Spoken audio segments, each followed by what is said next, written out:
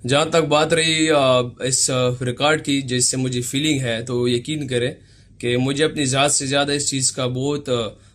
खुशी हुई है इस बात की कि ये रिकॉर्ड हमारी पाकिस्तान की सतह पर है, जो हमारे पाकिस्तान के लिए। और जहाँ पीछे जितनी बातें होती थी उससे मुझे एक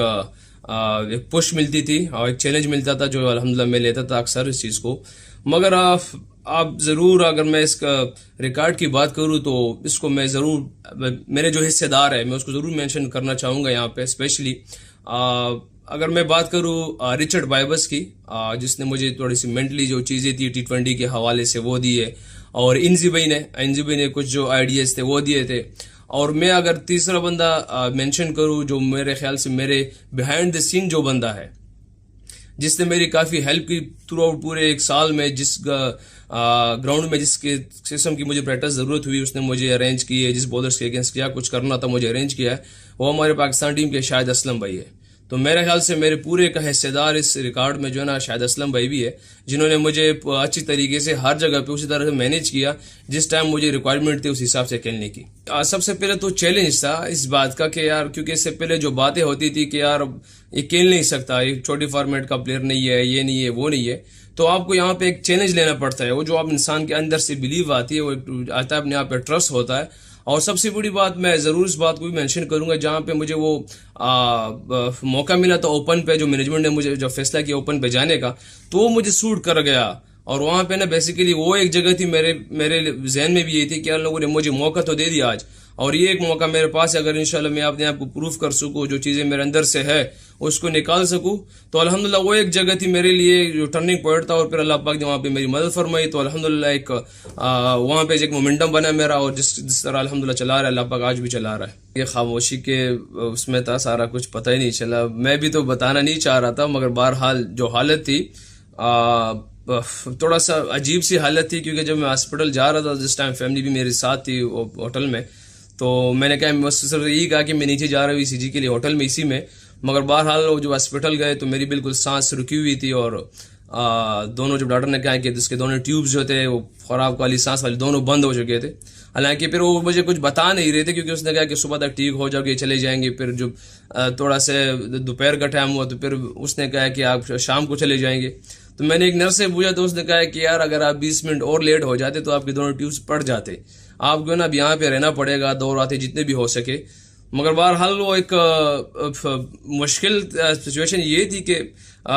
वो बार बार आते थे, मुख्तलिफ किस्म के टेस्ट करते थे, मगर मेरे जहन में सिर्फ एक चीज़ थी, जब वो टेस्ट करता था, जो इस किस्म की भी जो जो टेस्ट थे, ECGs वगैरह, पता नहीं मुझे नाम भी नहीं आते, जो चीज़ें थी, तो मैं सिर्फ ये कहता था कि ये टेस्ट मेरे लिए इसलिए हो रहा है कि इससे मेरा तो यहाँ पे मैच के लिए मैं यहाँ से ठीक हो जाऊंगा, मैं यहाँ से मैच के लिए ठीक हो जाऊंगा, यहाँ से मैच के लिए ठीक हो जाऊंगा। तो मैं खुशी खुशी वो चीज़ें कर रहा था कि यार मैं, क्योंकि जब डॉक्टर साहब आए तो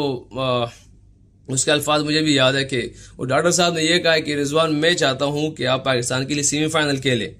तो उससे जो मुझे एक बूस्ट मिली, तो मैं फिर ज़्यादा, जब वो मुझे एक बात कहता था तो मैं वो बिल्कुल तरीके से दो कदम आगे बढ़ता था, क्योंकि मैं चाह रहा था कि वो भी चाह रहा है कि मैं खेलूं, और मैं भी तो चाह रहा था कि पाकिस्तान के लिए खेल सकूं। मगर आखिर में जब उसने कहा कि रिजा आपकी हालत ऐसी नहीं है, तो फिर थोड़ा सा हुआ। एक बात उसको मैंने की है कि जो भी होता है बाद में, क्योंकि उसने एक रिस्क की बात की है कि रिजवान आपको इसके बाद ये रिस्क हो सकता है, इसके बाद ये रिस्क हो सकता है। तो मैंने कहा, जब मैं हॉस्पिटल आया था उस टाइम तो मैं ठीक ठाक था, उस टाइम तो मैच खेला नहीं था, तो अल्लाह ने जब बीमार करना था तो बीमार अल्लाह पाक ने करा दिया, हॉस्पिटल ले आया हूँ। अगर मैच के बाद मुझे कोई ऐसी चीज़ होती है तो मुझे उस पर दुख नहीं होगा, क्योंकि वो पाकिस्तान के लिए होगा। तो इसलिए इस बात में उनको भी बूस्ट मिली, और फिर उन्होंने बहुत सारी चीज़ें ऐसी की है जो जल्दी रिकवरी में थी, और उसमें थोड़ा सा था, एक मतलब दर्द वगैरह था, मगर अब अल्लाह ने कर दिया अल्हम्दुलिल्लाह। जो पहले सिनेरियो था अल्हम्दुलिल्लाह उस टाइम तो बिल्कुल सांस रुक रहा था, अल्हम्दुलिल्लाह बहुत बेहतर है। और इंशाल्लाह कल से इंशाल्लाह प्रैक्टिस स्टार्ट करूंगा, क्योंकि अभी रेस्ट का 2-3 दिन का कहा हुआ था हमारे डॉक्टर्स ने और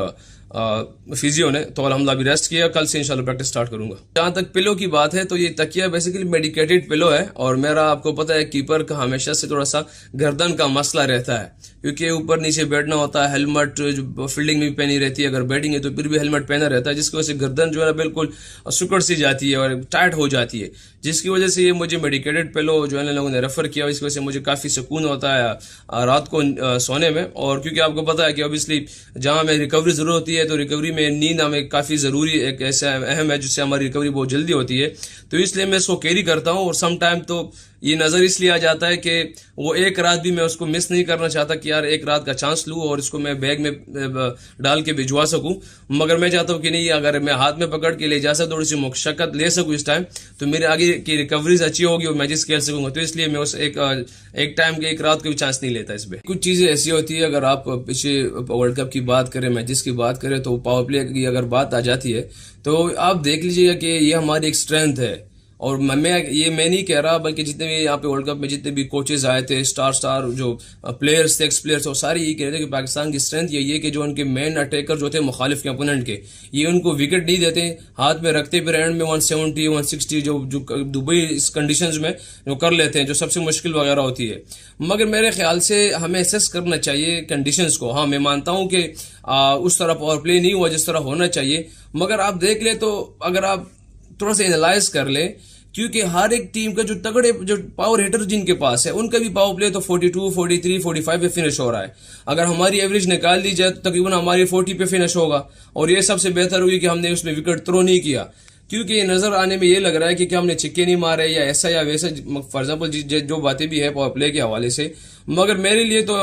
मेरे नहीं बल्कि हमारे हम कप्तान और मेरे दोनों के लिए इंपॉर्टेंट ये चीज होती है कि हम जो प्लान लेके जाते हैं उसको एग्जीक्यूट करना कोशिश करते हैं कि हमारा प्लान क्या होता है। हाँ, ये मुश्किल जरूर है, देखने में भी अजीब सा लगता है कि यार पावर प्ले में हमारे पावर हिटर नहीं है, रन्स कम है, मगर मैं आप सबसे रिक्वेस्ट है कि अगर आप एनालाइज करें, आप देख लें, अगर ओवरऑल किसी की भी पूरी जो वर्ल्ड कप की टीमें थी उनका एवरेज 44 45 आएगा, ठीक है, और हमारा एवरेज निकाल दे 40 आएगा, मगर उसमें आप देख ले कि हम कितनी दफा हमने विकेट थ्रो की है और हमने दूसरी ओपोनेंट टीमों से कितनी विकेटें हासिल की है, तो सारी चीजें सामने आ जाएगी। जहां तक डागा की बात है तो या कंडीशंस तो हर जगह आपको मुख्तलिफ मिलते हैं, और क्योंकि जो वर्ल्ड कप से पहले का सिनेरियो था यहाँ पे तो काफी ग्रिप कर रहा था, स्पिन कर रहा था, टर्न कर रहा था, सब कुछ चीजें ऐसी थी जो ऑब्वियसली बहुत मुश्किल थी। मगर अब इंशाल्लाह देखते हैं, कल जाऊंगा ग्राउंड पे, देखेंगे, एसेस करेंगे कि क्या इन लोगों ने क्या प्रिपरेशन की है पिच के हवाले से और क्या है चीजें, क्योंकि हम अपने आइडिया से कह सकते हैं कि यहाँ पे स्लो होगा, ग्रिप कर रहा होगा, बॉल रुक रहा होगा, ये सारी अपने आइडिया से कह सकता हूँ। मगर कल जाऊंगा तो इंशाल्लाह एसेस करके बहुत चीजें सामने आ जाती है। जैसे मैथ्यू हेडन है, मतलब आप उसके देखिए जी, स्टेज पे कोई आपका बल्ला नहीं पकड़ सकता, ना कोई आपको ऐसी चीजें बता सकता है जिसमें बहुत सी तब्दीली आ जाए, मगर इस स्टेज पे आपको जो ना ऐसी चीजें बताता है इंसान जिसकी वजह से आपको जो है ना एक क्लू मिलता है। जैसे अगर आप इससे पहले हमारे यूनुस भाई थे, यूनुस भाई से 2-3 क्लू मुझे मिली थी जो मेरे ख्याल से मेरे करियर में काफी मदद की उसमें आगे जाने में, और अल्हम्दुलिल्लाह स्टिल मैं उसको उन चीजों को फॉलो कर रहा हूँ जो यूनुस भाई से बताई गई थी मुझे। सेम इस तरह भी मैथ्यू हेडन ने ऐसी चीजें बताई, बल्कि वो मेरे लिए तो नहीं, मेरे ख्याल से मैं पूरी जो पाकिस्तान टीम के बैटर्स थे जिन लोगों ने वो अगर पिक की होगी तो उनके करियर में वो काफी मददगार होगी उनके लिए। तो ये एक स्टेज आता है कि हर स्टेज पे आप हर एक एक्स प्लेयर से जो उनका अपना एक्सपीरियंस हुआ होता है वो चीजें आपसे शेयर कर रहे हैं, जिसकी वजह से आपको 2-3 चीजें मिल जाती है, तो आपकी करियर में वो काफी हेल्प करती है आगे जाने के लिए।